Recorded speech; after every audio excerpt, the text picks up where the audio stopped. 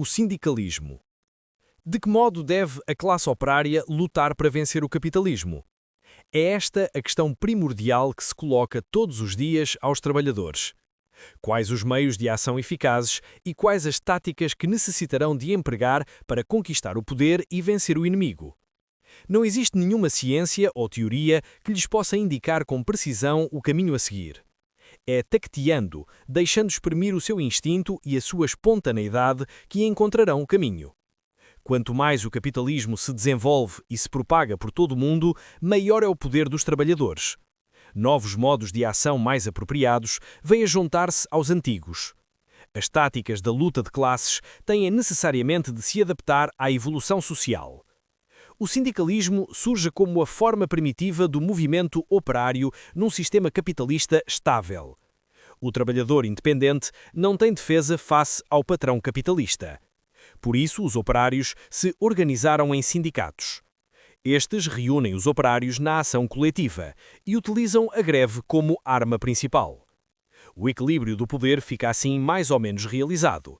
Acontece mesmo inclinar-se mais fortemente para o lado dos operários, de tal modo que os pequenos patrões isolados se veem impotentes perante os grandes sindicatos.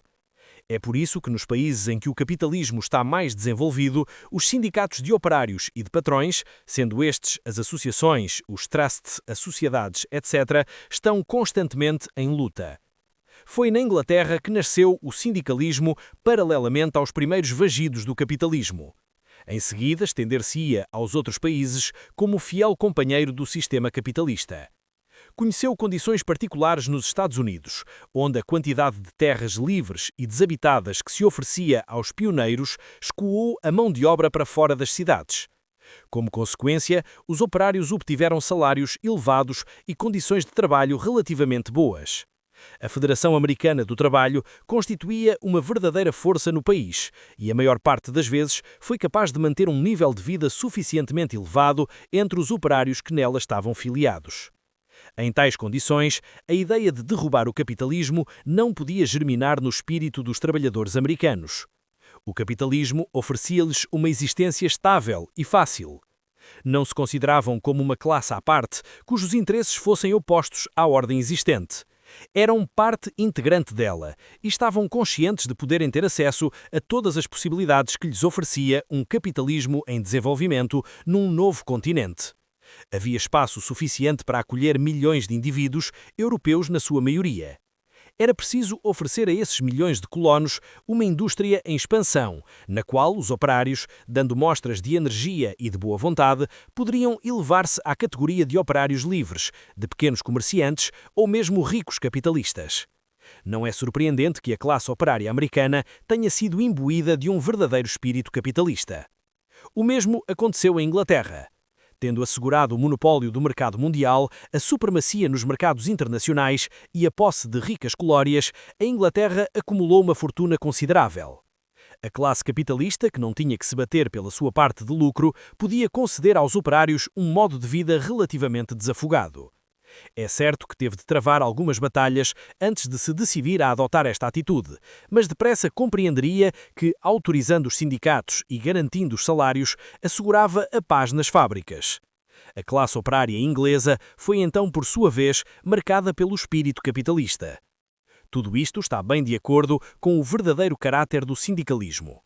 O objetivo do sindicalismo não é substituir o sistema capitalista por outro modo de produção, mas melhorar as condições de vida no próprio interior do capitalismo. A essência do sindicalismo não é revolucionária, mas conservadora. A ação sindicalista faz parte naturalmente da luta de classes. O capitalismo assenta num antagonismo de classes, tendo os operários e os capitalistas interesses opostos. Isto é verdade não só no que diz respeito à manutenção do regime capitalista, mas também no que se refere à repartição do produto nacional bruto. Os capitalistas tentam aumentar os seus lucros, a mais-valia, diminuindo os salários e aumentando o número de horas ou a cadência do trabalho. Os operários, por seu lado, procuram aumentar os seus salários e reduzir os seus horários. O preço da sua força de trabalho não é uma quantidade determinada, embora deva ser superior ao que é necessário para que um indivíduo não morra de fome. E o capitalista não paga de boa vontade. Este antagonismo é assim gerador de reivindicações e da verdadeira luta de classes. A tarefa e o papel dos sindicatos consiste na continuação da luta. O sindicalismo foi a primeira escola de aprendizagem do proletariado. Ensinou-lhes que a solidariedade estava no centro do combate organizado. Encarnou a primeira forma de organização do poder dos trabalhadores. Esta característica se fossilizou nos primeiros sindicatos ingleses e americanos que degeneraram em simples corporações, evolução tipicamente capitalista. Não aconteceu nos países onde os trabalhadores tiveram de se bater pela sua sobrevivência, onde, apesar de todos os seus esforços, os sindicatos não conseguiram uma melhoria de nível de vida e o sistema capitalista, em plena expansão, empregava toda a sua energia a combater os trabalhadores. Nesses países, os operários tiveram de apreender que só a revolução os salvaria para sempre. Existe sempre uma diferença entre a classe operária e os sindicatos. A classe operária deve olhar para além do capitalismo, mientras que o sindicalismo está inteiramente confinado nos limites do sistema capitalista. O sindicalismo só pode representar uma parte, necessária mas ínfima, da luta de classes. Ao desenvolver-se, deve necessariamente entrar em conflito com a classe operária, a qual pretende ir mais longe. Os sindicatos crescem à medida que se desenvolvem o capitalismo e a grande indústria, até se tornarem gigantescas organizações que integram milhares de adeptos, se estendem por todo um país e têm ramificações em cada cidade e em cada fábrica. São nomeados funcionários, presidentes, secretários, tesoureiros, dirigem os negócios, ocupam-se das finanças tanto à escala local como a nível central. Estes funcionários são os dirigentes dos sindicatos. São eles que conduzem as negociações com os capitalistas, tarefa em que se tornaram mestres. O presidente de um sindicato é um personagem importante que trata de igual para igual o patrão capitalista e com ele discute os interesses dos trabalhadores. Os funcionários são os especialistas do trabalho sindical, enquanto que os operários especializados, absorvidos pelo seu trabalho na fábrica, não podem nem deliberar nem dirigir por si próprios. Uma tal organização já não é unicamente uma assembleia de operários, forma um corpo organizado que possui uma política, um caráter, uma mentalidade, tradições e funções que lhe são próprias. Os seus interesses são diferentes do da classe operária e não recuará perante nenhum combate para os defender. Se algum dia os sindicatos perdessem a sua utilidade, ainda assim não desapareceriam. Os seus fundos, os seus adeptos, os seus funcionários são outras tantas realidades que não estão a ponto de se dissolverem de um momento para o outro. Os funcionários sindicais, os dirigentes do movimento operário, são os defensores dos interesses particulares dos sindicatos. Apesar das suas origens operárias, adquiriram após longos anos de experiência à cabeça da organização um novo caráter social. Em cada grupo social que se torna suficientemente importante para constituir um grupo à parte, a natureza do trabalho molda e determina os modos de pensamento e de ação. O papel dos sindicalistas não é o mesmo que o dos operários. Eles não trabalham na fábrica, não são explorados pelos capitalistas, não são ameaçados pelo desemprego. Estão instalados em gabinetes, em lugares relativamente estáveis. Discutem questões sindicais, têm a palavra nas assembleias de operários e negociam com os patrões. De certo, devem estar do lado dos operários, cujos interesses e reivindicações contra os capitalistas devem defender. Mas nisso, o seu papel em nada difere do advogado de uma organização qualquer. Existe, contudo, uma diferença, porque a maior parte dos dirigentes sindicais, saídos das fileiras da classe operária, sofreram eles próprios a experiência da exploração capitalista. Consideram-se como fazendo parte da classe operária, cujo espírito de classe está longe de se extinguir. No entanto, o seu novo modo de vida tende a enfraquecer neles essa tradição ancestral. No plano econômico, já não podem ser considerados como proletários. Eles caminham ao lado dos capitalistas, negociam com eles os salários e as horas de trabalho, cada parte fazendo valer os seus próprios interesses, rivalizando do mesmo modo que duas empresas capitalistas. Apreendem a conhecer o ponto de vista dos capitalistas tão bem como o dos trabalhadores, preocupam-se com os interesses da indústria, procuram agir como mediadores. Pode haver exceções ao nível dos indivíduos, mas, regra geral, não podem ter esse sentimento de pertencerem a uma classe como têm os operários, pois que estes não procuram compreender nem tomar em consideração os interesses dos capitalistas, mas lutam pelos seus próprios interesses. Por conseguinte, os sindicalistas entram necessariamente em conflito com os operários. Nos países capitalistas avançados, os dirigentes sindicais são suficientemente numerosos para constituir um grupo à parte, com um caráter e interesses separados. Na qualidade de representantes e dirigentes dos sindicatos, encarnam o caráter e interesses desses sindicatos. Visto que os sindicatos estão intrinsecamente ligados ao capitalismo, os seus dirigentes consideram-se elementos indispensáveis à sociedade capitalista. As funções capitalistas dos sindicatos consistem em regular os conflitos de classe e assegurar a paz nas fábricas. Por conseguinte, os dirigentes sindicais consideram ser seu dever como cidadãos trabalhar pela manutenção da paz nas fábricas e se intrometerem nos conflitos. Nunca olham para além do sistema capitalista. Estão inteiramente ao serviço dos sindicatos, e sua existência está indissoluvelmente ligada à causa do sindicalismo. Para eles, os sindicatos são os órgãos mais essenciais à sociedade, a única fonte de segurança e de força. Devem, por conseguinte, ser defendidos por todos os meios. Concentrando os capitais em poderosas empresas, os patrões encontram-se numa posição de força em relação aos operários. Os grandes magnatas da indústria reinam como monarcas absolutos sobre as massas operárias que mantêm sob sua dependência e que impedem de aderir aos sindicatos. Por vezes acontece que estes escravos do capitalismo se insurgem contra seus mestres e fazem greve, reclamando melhores condições de trabalho, horários menos carregados, o direito de se organizarem. Os sindicalistas acorrem à sua ajuda.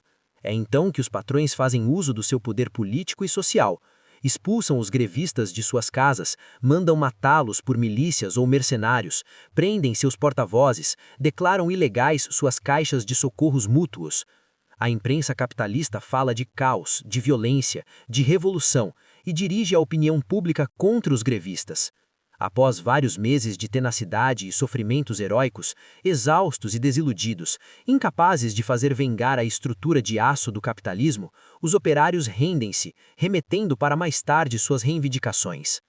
A concentração de capitais enfraquece a posição dos sindicatos, mesmo nos ramos de atividade em que são mais fortes. Apesar da sua importância, os fundos de apoio aos grevistas mostram-se ínfimos comparados aos recursos financeiros do adversário. 1 ou 2 lookouts bastam para esgotá-los inteiramente. O sindicato é então incapaz de lutar, mesmo quando o patrão decide reduzir os salários e aumentar as horas de trabalho. Resta-lhe aceitar as condições desfavoráveis do patronato, e sua habilidade para negociar não lhe serve de nada. É nesse momento que os aborrecimentos começam, pois os operários querem lutar, recusam-se render sem combate e sabem pouco ter a perder se revoltarem. Os dirigentes sindicais, pelo contrário, têm muito a perder. O poder financeiro dos sindicatos e, às vezes, a sua própria existência é ameaçada. Assim, tentarão por todos os meios impedir um combate que consideram não ter saída. E procurarão convencer os trabalhadores que é do seu interesse aceitar as condições do patronato, de tal modo que, em última análise, agem como porta-vozes dos capitalistas. A situação é ainda mais grave quando os operários persistem em querer continuar a luta sem ter em conta as ordens dos sindicatos. Nesse caso, a força sindical vira-se contra os trabalhadores. O dirigente sindical torna-se assim escravo da sua função, a manutenção da paz nas fábricas, e isto em detrimento dos operários, se bem que pretenda defender os interesses destes o melhor possível. Visto que não é capaz de olhar para além do sistema capitalista em pensar que a luta é inútil. Aí se situam os limites do seu poder e é sobre isso que a crítica deve incidir. Existe outra saída? Podem os operários esperar ganhar qualquer coisa ao lutar? É bem provável que não obtenham satisfações imediatas, mas ganharão outra coisa, porque ao recusarem submeter-se sem combate, atiçam o espírito de revolta contra o capitalismo, formulam novas reivindicações e torna-se então essencial que o conjunto da classe operária as defenda. É-lhes necessário mostrar a todos os trabalhadores que para eles não há esperança no interior das estruturas capitalistas e que só podem vencer unidos, fora dos sindicatos. É então que começa a luta revolucionária. Quando todos os trabalhadores compreenderem esta lição, quando se desencadearem greves simultaneamente em todos os ramos da indústria, quando rebentar uma vaga de revolta pelo país, então talvez nasçam algumas dúvidas nos corações arrogantes dos capitalistas, vendo o seu poder ameaçado, consentirão em fazer algumas concessões. O dirigente sindical não pode compreender este ponto de vista, pois que o sindicalismo não pode olhar para além do capitalismo. Ele não pode deixar de se opor a um combate deste género que significa a sua perda. Sindicatos e patrões estão unidos no receio comum de uma revolta do proletariado. Quando os sindicatos se batiam contra a classe capitalista para obter melhores condições de trabalho, esta detestava-os, mas não tinha possibilidade de os destruir completamente. Se hoje os sindicatos tentassem despertar o espírito combativo da classe operária, seriam perseguidos sem piedade pela classe dirigente, que reprimiria as suas ações, mandaria a milícia destruir os seus gabinetes, prenderia os seus dirigentes e condená-los-ia a multas, confiscaria os seus fundos. Se, pelo contrário, impedissem os seus adeptos de lutar, seriam considerados pela classe capitalista como preciosas instituições, seriam protegidos e os seus dirigentes seriam considerados dignos cidadãos. Os sindicatos encontram-se assim entalados entre dois males. Por um lado, as perseguições, que são uma triste sorte para pessoas que se pretendem cidadãos pacíficos. Por outro, a revolta dos operários sindicalizados, que ameaça abalar os alicerces da organização sindical. Se a classe dirigente for prudente, reconhecerá a utilidade de um simulacro de luta se quiser que os dirigentes sindicais conservem uma certa influência sobre os seus membros.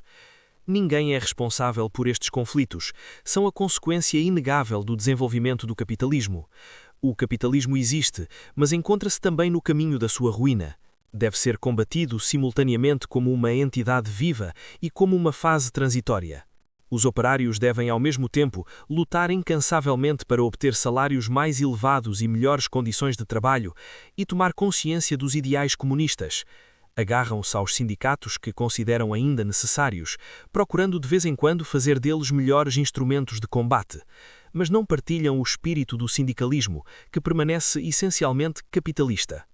As divergências que opõem o capitalismo à luta de classes são hoje representadas pelo fosso que separa o espírito sindicalista, principalmente encarnado pelos dirigentes sindicais, da atitude cada vez mais revolucionária dos sindicalizados. Este fosso torna-se evidente sempre que surge um problema político ou social importante.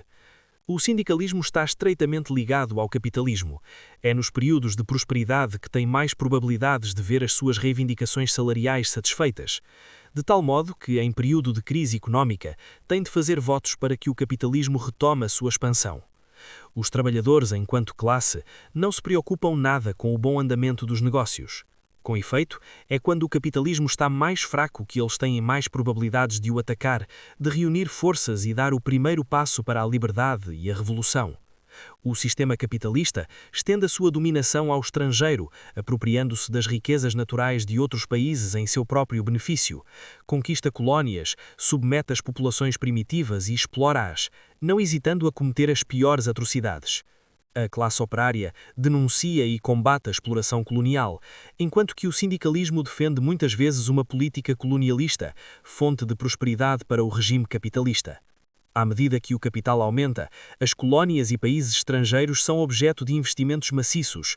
Mercados para a grande indústria e produtores de matérias-primas adquirem uma importância considerável. Para obter estas colónias, os grandes estados capitalistas entregam-se a lutas de influência e procedem a uma verdadeira partilha do mundo. As classes médias deixam-se arrastar nestas conquistas imperialistas em nome da grandeza nacional. Depois, os sindicatos colocam-se à sua vez ao lado das classes dirigentes, sob o pretexto de a prosperidade do país depender do sucesso que retira da luta imperialista. Por sua vez, a classe operária não vê no imperialismo não mais do que uma forma de reforçar o poder e a brutalidade dos opressores. Estas rivalidades de interesses entre as nações capitalistas transformam-se em verdadeiras guerras. A guerra mundial é o coroamento da política imperialista. Para os trabalhadores significa não só o fim da solidariedade internacional, mas também a forma mais violenta de exploração. Porque a classe operária, camada mais importante e mais explorada da sociedade, é a primeira a ser afetada pelos horrores da guerra. Os trabalhadores terão não só de fornecer a sua força de trabalho, como também de sacrificar a sua vida. E, contudo, o sindicalismo em tempo de guerra não pode senão estar do lado do capitalismo. Estando seus interesses ligados aos do capitalismo, não pode deixar de desejar a vitória deste último. Assim, dedica-se a despertar os instintos nacionalistas e o chauvinismo. Auxilia a classe dirigente a arrastar os trabalhadores para a guerra e a reprimir qualquer oposição. O sindicalismo tem horror ao comunismo, que representa uma ameaça constante à sua própria existência. Em regime comunista não há patrões nem, por conseguinte, sindicatos. Claro que nos países onde existe um forte movimento socialista e onde a grande maioria dos trabalhadores são socialistas, os dirigentes do movimento operário têm também de ser socialistas. Mas trata-se de socialistas de direita, que se limitam a desejar uma república, na qual honestos dirigentes sindicais substituiriam os capitalistas ávidos de lucro à cabeça da produção. O sindicalismo tem horror à revolução que subverte as relações entre patrões e operários. No decorrer dos seus violentos confrontos, ela varre de um só golpe os regulamentos e as convenções que regem o trabalho. Perante essas gigantescas manifestações de força, os modestos talentos de negociantes dos dirigentes sindicais são ultrapassados. Esta a razão por que o sindicalismo mobiliza todas as suas forças para se opor à revolução e ao comunismo. Esta atitude é rica em significações. O sindicalismo constitui uma verdadeira força, dispõe de fundos consideráveis e de uma influência moral cuidadosamente mantida nas suas diversas publicações. Esta força está concentrada nas mãos dos dirigentes sindicais, que a utilizam de cada vez que os interesses particulares dos sindicatos entram em conflito com os dos trabalhadores.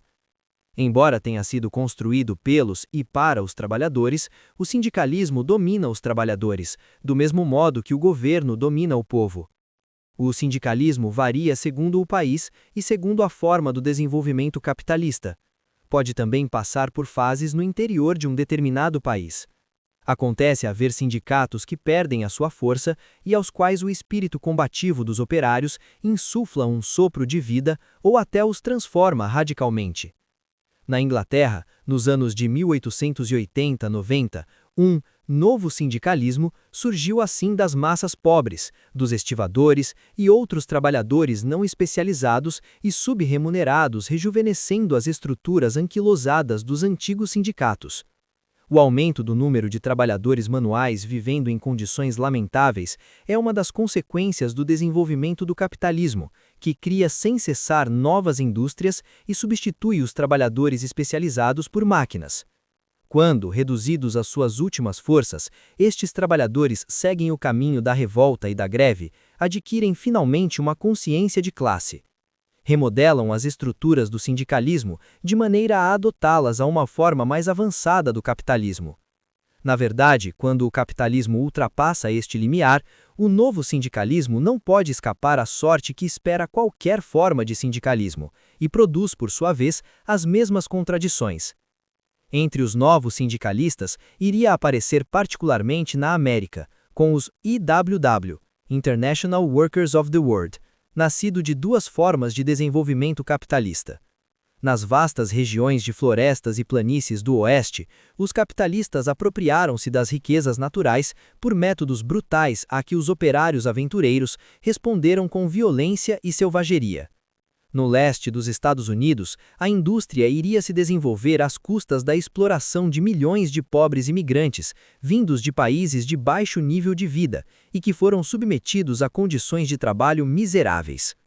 Para lutar contra o espírito estreitamente corporativo do velho sindicalismo americano, a Federação Americana do Trabalho, que dividia os operários de uma fábrica em vários sindicatos separados, os IWW propuseram que todos os operários de uma mesma fábrica se unissem contra o patrão no interior de um sindicato único. Condenando as rivalidades mesquinhas que opunham os sindicatos entre si, os IWW iriam ultar-se para esta fração mais miserável do proletariado e conduzi-la para a luta. Eram tão pobres para pagar as elevadas cotas e constituir sindicatos tradicionais.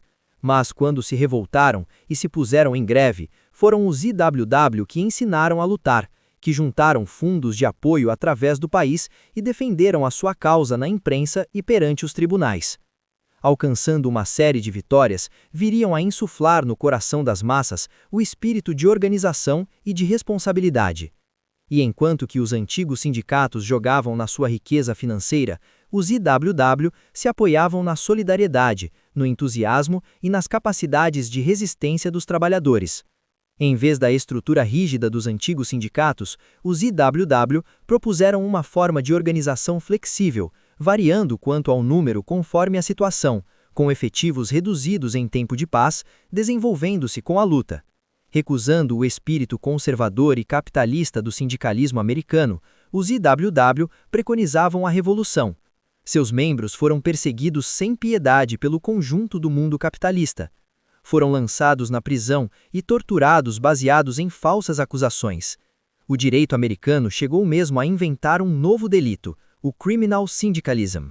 Como método de luta contra a sociedade capitalista, o sindicalismo industrial não é suficiente para, por si só, derrubar essa sociedade e conquistar o mundo para os trabalhadores.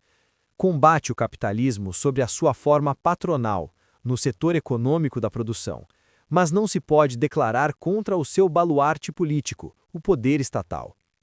Contudo, os IWW foram até hoje a forma de organização mais revolucionária na América.